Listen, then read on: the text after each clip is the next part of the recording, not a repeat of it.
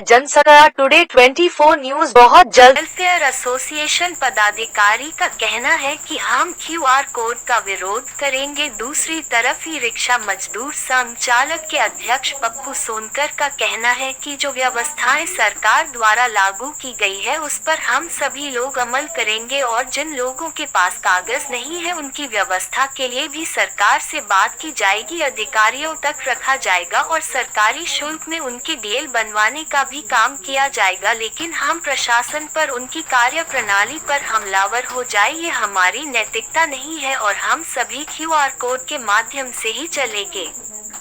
बस इतना ही मुझे कहना है सभी साथियों। जय हिंद।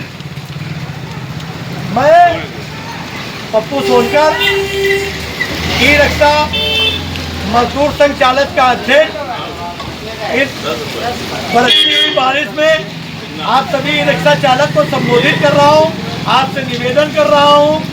और माननीय मुख्यमंत्री योगी आदित्यनाथ जी ने, हमारे प्रदेश के मुखिया यशस्वी मुख्यमंत्री जी ने जो योजना लॉन्च की है, क्यूआर कोड की व्यवस्था की है, इससे एक कुशल नेतृत्व और क्षेत्र की, प्रदेश की और देश की सुरक्षा को देखते हुए ये योजना बनाई गई है।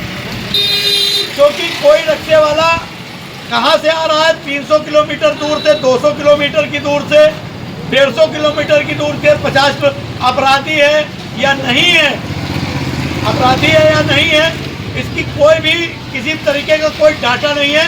उस डाटे के तौर पर और क्षेत्रवासियों को यह रोजगार का अवसर, ई रिक्शा चालकों के जीवन यापन करने का एक जो माध्यम है उसको सुगम बनाने की माननीय मुख्यमंत्री की योजना है।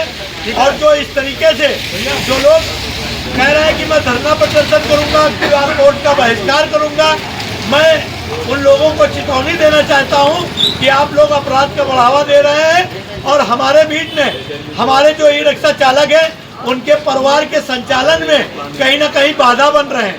क्योंकि उनके संचालन की आय की जो इनकम है ये भीड़ में कम हो चुकी है।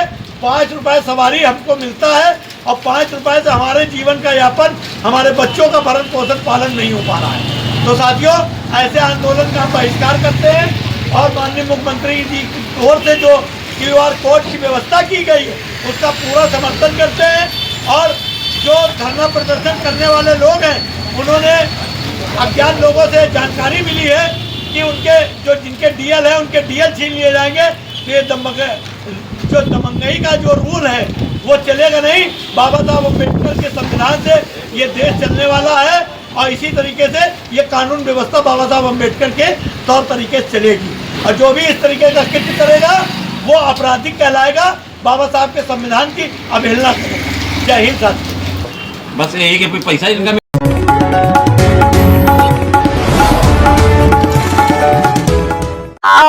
जनसंख्या टुडे 24 न्यूज बहुत जल्द।